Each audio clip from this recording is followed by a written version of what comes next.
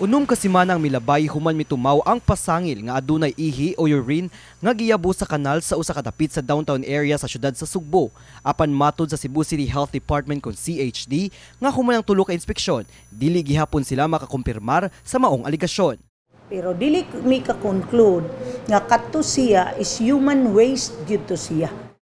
Kahinumduman nga usa ka concerned citizen ang misugilon pinaagi sa social media nga naaktuhan niini ang pagyabo og duha ka dagkong baldi nga giingong dunay giduduahang ihi tungod sa yelo nga color niini og isog nga baho sa angso.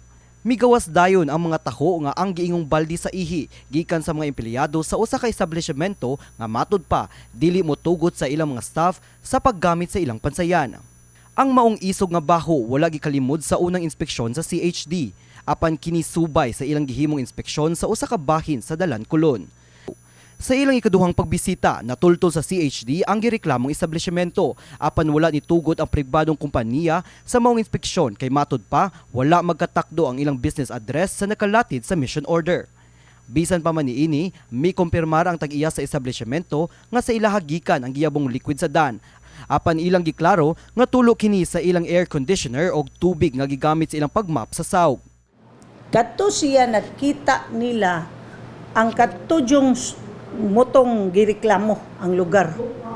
But because ang ila is generalized man ilang mission, dili ba particular kani kay kung maghimo man gud tag medical mission as long as kinahanglan kani gyud specific unya gi-identify pa man nato, gi-identify nato, so as a whole nato kay whole man siya. Sa ikatulong inspeksyon sa CHD, diin insakto na ang lugar sa mission order, nasuta nila nga maayo ang kahimtang sa toilet facility sa pribadong kompanya. Gisiguro na gyud nato nga katong particular nga establishment may atong giduol, so of course the time nga niilap siya nakapanglimpyo na gyud sila. Apan sa kinitibuk ang inspeksyon sa CHD sa Dalan, Colon ug Carbon Market, ilang nasuta nga dunay upat ka mga establishmento nga barado ang mga pansayan samtang napulo sa 35 ka mga cubicle sa merkado ang under maintenance. Nasuta sab sa CHD nga dunay mga pansayan nga gihimong sleeping quarters. Laing mga problema mao ang open defecation, padayong pagdaghan sa mga ilaga o grabing pagbaha kung ting-uwan. Tungod niini, tinguha sa CHD nga mopahigayon og regular nga inspeksyon sa downtown area matag tulungan to sa unom ka buwan. Bisan og dako kini nga hagit sa ilang buhatan kay 24 lang ka miyembro ang sakop sa ilang environmental sanitation section.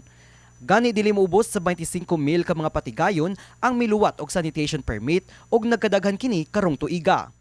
But ang tanan nga mga tawo nga mosulod sa atong establishmento kinahanglan gyud na agyud sila kanang kahigayunan kung kagahigayunan nga mogamit sa atong mga kanang restroom. Kini si Mark Ermas, alang sa MyTV Cebu.